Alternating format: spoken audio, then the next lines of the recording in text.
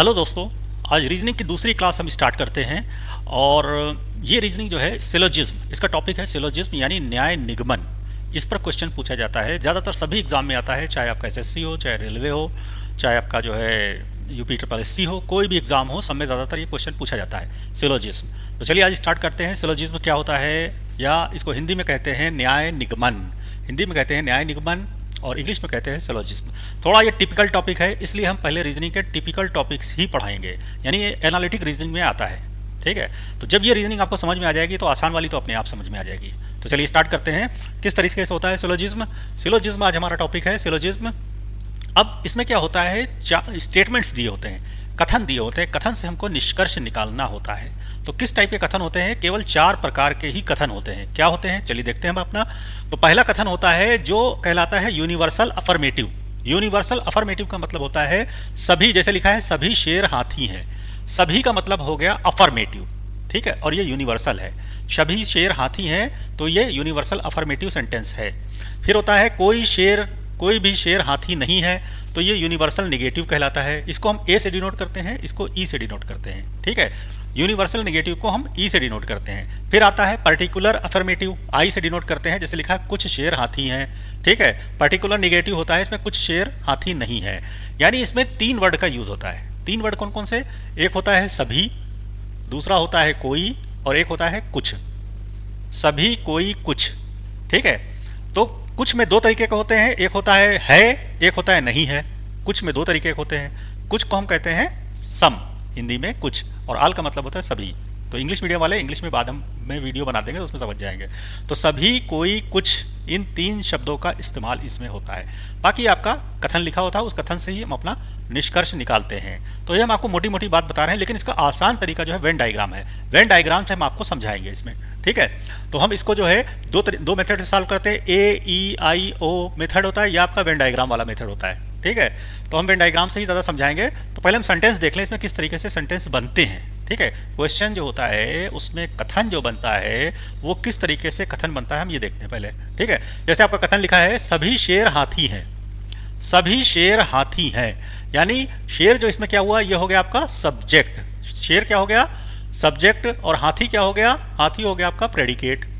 Predicate कहलाता है, हाथी हो गया प्रेडिकेट। सब्जेक्ट और प्रेडिकेट सब में होगा, चाहे जो भी सेंटेंस हो वो इसमें होगा, जो भी कथन हो उसमें सब में होगा ये।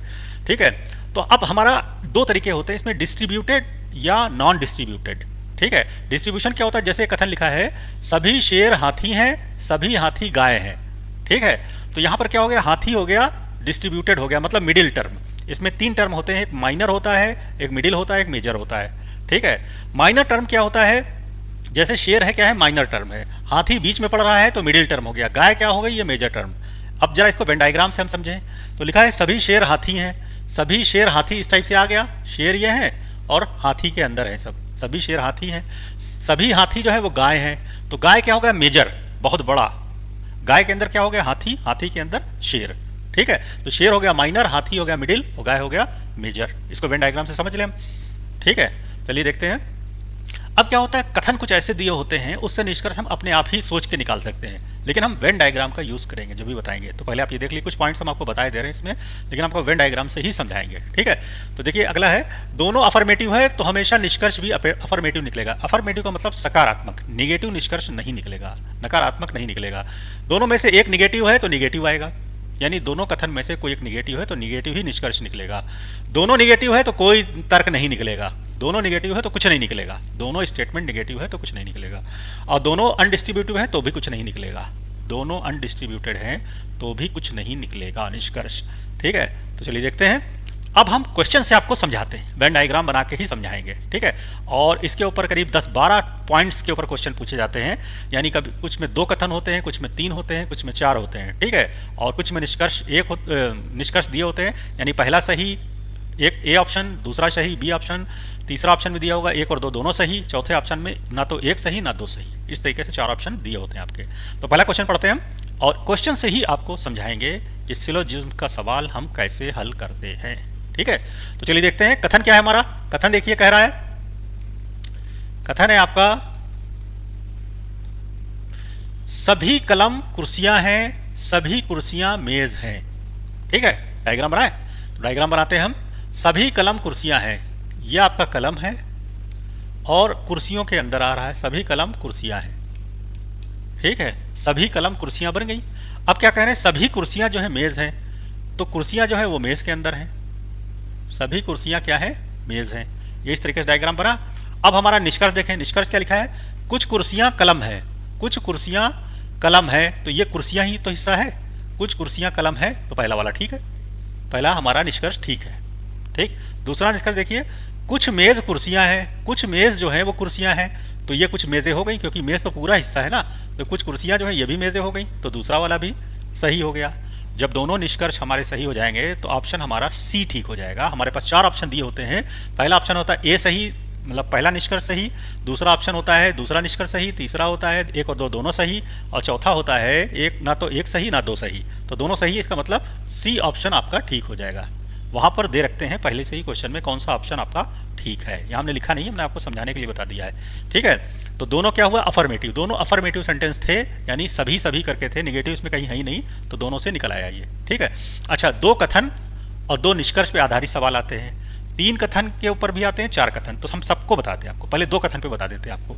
दूसरा सवाल देखते हैं। दूसरा सवाल है आपका, सभी झाड़न चाक हैं, सभी श्यामपट्ट चाक हैं।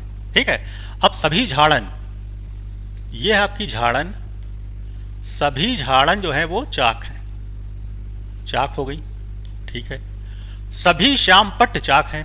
ठीक, अच्छा, सभी श्यामपट्ट भी चाक हैं, श्यामपट्ट जो हैं वो भी सभी चाक हैं, सभी श्यामपट्ट भी चाक हैं।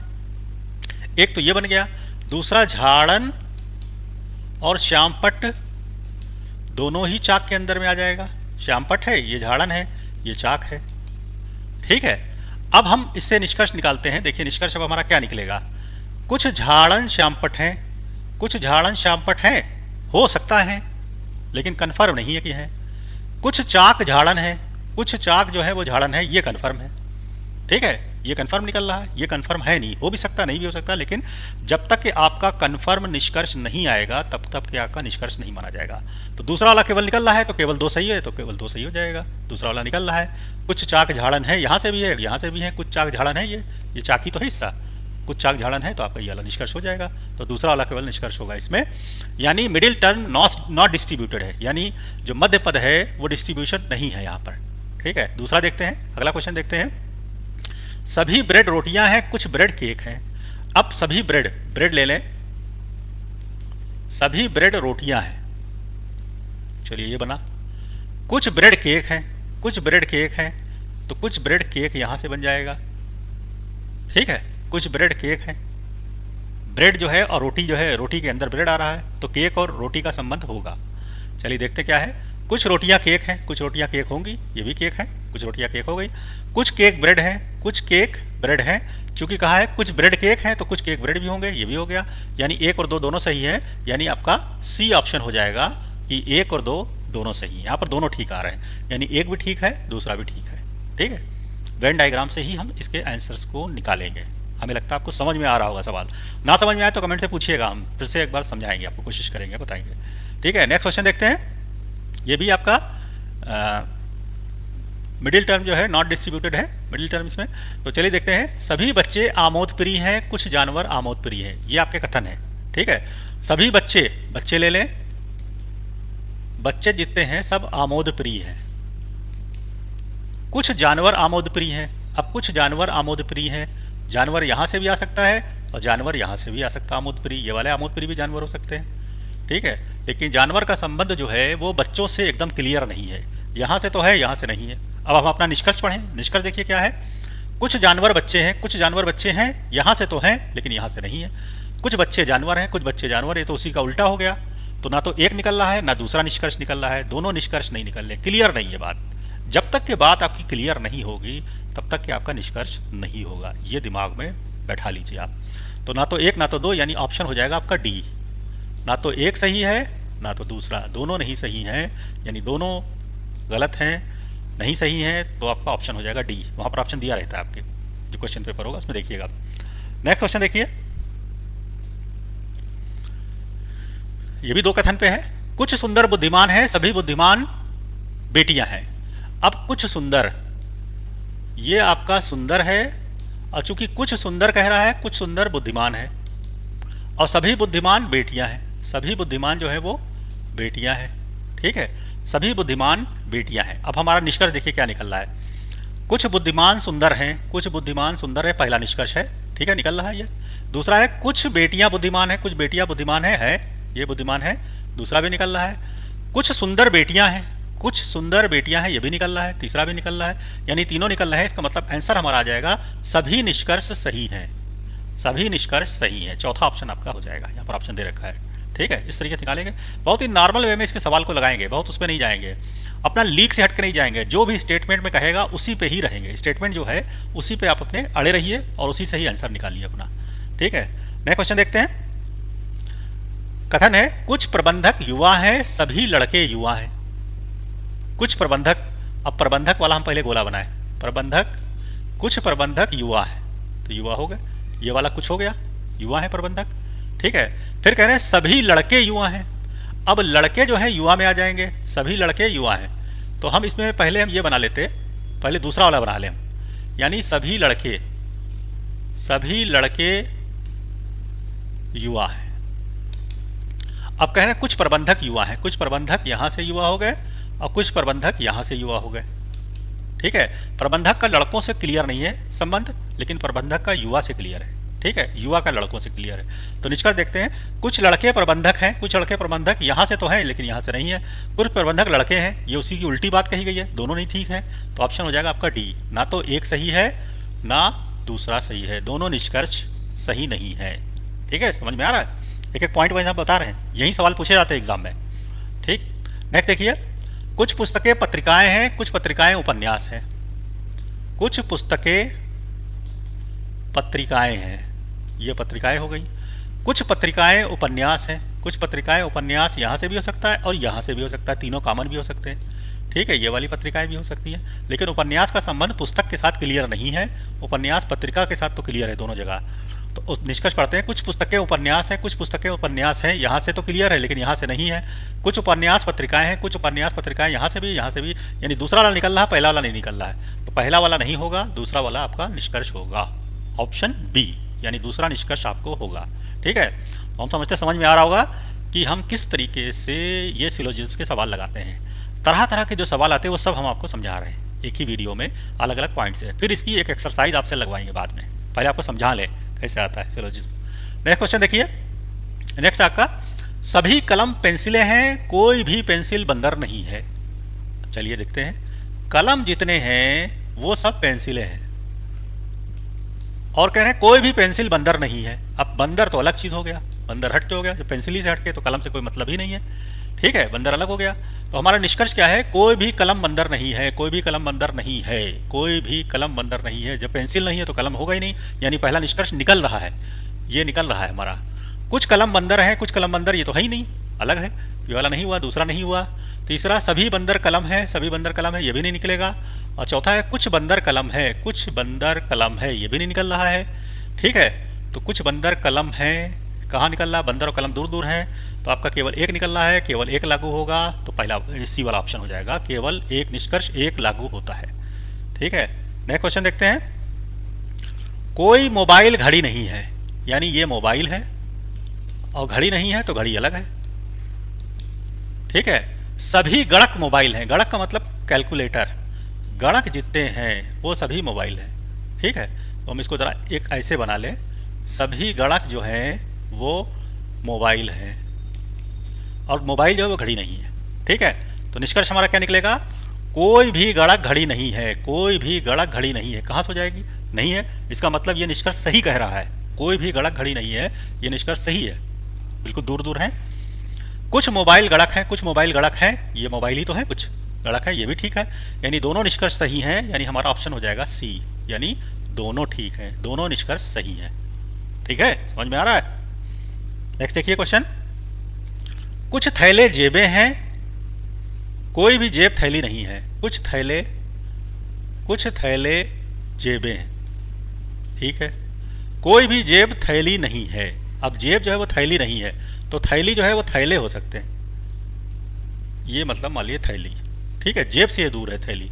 निष्कर्ष देखिए, कुछ थैले थैलियाँ नहीं है, कुछ थैले थैलियाँ नहीं है, कुछ थैले थैली तो है नहीं है, तो निगेटिव नहीं निकलेगा आपका, निगेटिव निष्कर्ष नहीं निकलता, हमने बताया आपको निगेटिव है तो नहीं निकलेगा, नहीं हुआ। कुछ जेब थैले हैं, कुछ जेब थैले हैं, है यहाँ से है, तो दूसरा वाला केवल निकलेगा, तो ऑप्शन आपका बी सही हो जाएगा, दूसरा वाला निष्कर्ष सही है आपका। नेक्स्ट क्वेश्चन देखते हैं। कोई भी स्पेगेटी नूडल्स नहीं होती, स्पेगेटी नूडल्स नहीं होती, नूडल्स अलग है, स्पेगेटी अलग है, नहीं होती तो नहीं है। कुछ भोजन स्पेगेटी होते हैं, कुछ भोजन, भोजन जो है वो स्पेगेटी हो सकते हैं, भोजन कॉमन भी हो सकता है दोनों में, ठीक है। अब भोजन कॉमन है तो सभी नूडल्स भोजन होते हैं, सभी नूडल्स भोजन होते हैं, सभी का कोई मतलब ही नहीं आया, कुछ का है, सभी भोजन नूडल्स, सभी नूडल्स भोजन होते हैं, सभी भोजन नूडल्स, दोनों नहीं निकल रहा है, यानी ऑप्शन हो जाएगा डी, ना तो एक सही है ना दूसरा सही है, ऑप्शन आपका डी हो जाएगा। नेक्स्ट क्वेश्चन देखते हैं। अब यहाँ पर क्या हुआ, 3 स्टेटमेंट है, अभी तक 2 स्टेटमेंट वाले क्वेश्चन थे, अब 3 स्टेटमेंट वाला एक क्वेश्चन देखते हैं हम आपका। कुछ आभूषण हीरे हैं, कुछ आभूषण हीरे हैं, ये हीरा आ गया। कुछ हीरे हार हैं, कुछ हीरे हार हैं, यहाँ से भी आ सकता है, और कुछ हीरे हार यहाँ से भी आ सकता है, ये वाले भी हीरे हो सकते हैं, ठीक है, लेकिन हार का संबंध आभूषण से क्लियर नहीं है। सभी हार अंगूठियाँ हैं, सभी हार जो हैं वो अंगूठियाँ हैं, ये अंगूठी आपका आ गया और ये भी अंगूठी आपका आ गया, ठीक है। अब आपके तीनों कथन हो गए, अब हम निष्कर्ष निकालते हैं। कुछ अंगूठियाँ हीरे हैं, कुछ अंगूठियाँ हीरे हैं, कुछ अंगूठियाँ हीरे हैं, कुछ अंगूठियाँ हीरे यहाँ से तो आ रही हैं, यहाँ से भी आ रही हैं, तो दोनों जगह से क्लियर है हीरे के साथ, तो पहला वाला निष्कर्ष सही है। कुछ अंगूठियाँ हार हैं, कुछ अंगूठियाँ हार हैं, कुछ अंगूठियाँ हार यहाँ से आ रहा है, कुछ अंगूठियाँ हार यहाँ से भी आ रहा है, तो दूसरा वाला भी ठीक है। तीसरा, कोई भी अंगूठी हीरा नहीं है, कोई भी अंगूठी हीरा नहीं है, नहीं वाला नहीं आ रहा है, तो आपका पहला और दूसरा केवल निष्कर्ष निकल रहा है, केवल 1 और 2 अनुसरण करते हैं, फर्स्ट ऑप्शन आपका हो जाएगा, ठीक है। बिल्कुल नॉर्मल वे में सवाल लगाइएगा आप, ज़्यादा घबराने की जरूरत नहीं है, इसमें देखिएगा बस आपका जो आ रहा वो, अगर जो कन्फ्यूज़न वाला अगर जो रिजल्ट है, कन्फ्यूज़न वाला अगर जो निष्कर्ष है, तो आपका ऑप्शन नहीं होगा, ठीक है। चलिए देखते हैं नेक्स्ट क्वेश्चन। अब ये 4 स्टेटमेंट दे रखे हैं, 4 वाला देखिए किस तरीके से लगाते हैं, 4 स्टेटमेंट है, फिर उसके बाद निष्कर्ष है। तो 4 वाले में लिखा है सभी कुत्ते बिल्लियाँ हैं, कुत्ते जितने हैं वो सब बिल्लियाँ हैं, चलो ठीक है भाई, बिल्ली आ गए। कुछ बिल्लियाँ बाघ हैं, अब कुछ बिल्लियाँ बाघ जो है यहाँ से आ जाएंगी, और कुछ बिल्लियाँ बाघ ये कुत्तों को भी टच कर सकती हैं, ठीक है। अब बाघ का संबंध बिल्ली से तो है, लेकिन कुत्तों से कंफर्म नहीं है, लेकिन देखते हैं भी आगे क्या है। सभी बाघ शेर हैं, अब बाघ जितने हैं वो सब शेर हैं, यहाँ से भी शेर हो गए और यहाँ से भी शेर हो गए, चलिए ठीक है, ये भी हो गया, बन गया। कोई शेर गधा नहीं है, अब शेर का गधे से कोई संबंध नहीं, गधा तो अलग हट गया, ठीक है। अब गधा जो है बिल्ली से अटैच हो सकता है, लेकिन अभी कुछ कंफर्म नहीं है, निष्कर्ष हम पढ़ते हैं उस हिसाब से निकालते हैं। कुछ बिल्लियाँ कुत्ती हैं, कुत्ते हैं, कुछ बिल्लियाँ कुत्ते हैं, है ये बिल्लियाँ हैं कुछ, पहला वाला ठीक है। दूसरा है सभी शेर बाघ हैं, सभी शेर बाघ हैं, सभी शेर बाघ है ही नहीं, ठीक है, तो दूसरा नहीं हुआ, क्योंकि कुछ शेर बाघ हैं, सभी थोड़ी ना है। हाँ बाघ होता, सभी बाघ शेर हैं तो सही हो जाता। कुछ गधे बाघ हैं, बाघ हो ही नहीं सकते, जब शेर नहीं है गधा तो बाघ कहाँ से हो जाएगा, तो ये भी नहीं हुआ। कोई बाघ गधा नहीं है, कोई बाघ गधा नहीं है, अब बाघ भी जब शेर गधा नहीं है तो बाघ कहाँ से हो जाएगा, तो इसका मतलब ये सही है, कोई बाघ गधा नहीं है, ये निष्कर्ष हमारा सही है। पहला और चौथा 2 अनुसरण करते हैं, पहला और चौथा, तो ऑप्शन कौन सा हो जाएगा, ये वाला। निष्कर्ष 1 और 4 अनुसरण करते हैं, ये वाला आपका ऑप्शन हो जाएगा, ठीक है। तो इतने तरीके के सिलोजिज्म के आपके क्वेश्चंस थे, और ये अलग अलग पॉइंट्स पे थे, यानी 2 कथन उसके बाद निष्कर्ष, 3 कथन उसके बाद निष्कर्ष, 4 कथन उसके बाद निष्कर्ष। 4 कथन से ज़्यादा कथन आते नहीं एग्जाम में, 5 नहीं कथन होते हैं, 2, 3, 4। हमने सारे टाइप के पॉइंट्स आपको बता दिए हैं, और इसमें जब कथन पूछा जाता है वो या तो सभी पे होगा, या कोई पे होगा, या कुछ पे होगा। कुछ में 2 तरीके होते हैं, एक कुछ में निगेटिव होता है, एक कुछ में पॉजिटिव होता है, एक होता है कोई, एक होता है सभी, बस 4 ही स्टेटमेंट होते हैं ये। और AEIO मेथड से भी इसको लगाया जाता है, लेकिन आप उस चक्कर में ना रहिएगा, कहाँ तक आप दिमाग में लाएंगे, वेन डायग्राम से ही लगाइएगा। जैसे हमने वेन डायग्राम बनाया है, वेन डायग्राम बना के ही सवाल को हल करिएगा, बहुत आसानी से सवाल हल हो जाएगा। और ये रीजनिंग ज़्यादातर हर अच्छे एग्जाम में पूछी जाती है, जितने भी स्टैंडर्ड एग्जाम है, और ये एनालिटिक रीजनिंग का एक पार्ट है। हम आपको एनालिटिक रीजनिंग कायदे से समझाएंगे, वो समझ में आ जाएगी, आपके सारे एग्जाम निकल जाएंगे खटाखट। रीजनिंग आपकी 100% होना चाहिए। ये मेरा रीजनिंग का दूसरा क्लास था और आगे हम आपको कंटिन्यू करेंगे रीजनिंग, चाहे एसआई का एग्ज़ाम दीजिए, चाहे आप रेलवे का ग्रुप डी का एग्ज़ाम दीजिए। ठीक है, तो उम्मीद करते हैं आपको ये सिलोजिज्म रीजनिंग अच्छी तरह से समझ में आ गई होगी। मेरा वीडियो 2-4 बार देखेंगे तो आपको समझ में आ जाएगा सिलोजिज्म रीजनिंग कैसे लगाते हैं। अगर जो आपके मन में कोई क्वेश्चन हो रीजनिंग लगाने का, इसका सिलोजिज्म से रिलेटेड कोई भी डाउट हो तो आप हमसे कमेंट द्वारा पूछ सकते हैं। अगर जो हमारा वीडियो अच्छा लगे, हमारी पढ़ाई आपको समझ में आ रही हो, तो मेरे इस चैनल को लाइक कर दिएगा, शेयर कर दिएगा और सब्सक्राइब कर दिएगा लोगों को, ताकि और आपके साथी भी देख सकें इसको। ठीक है, thank you, best of luck.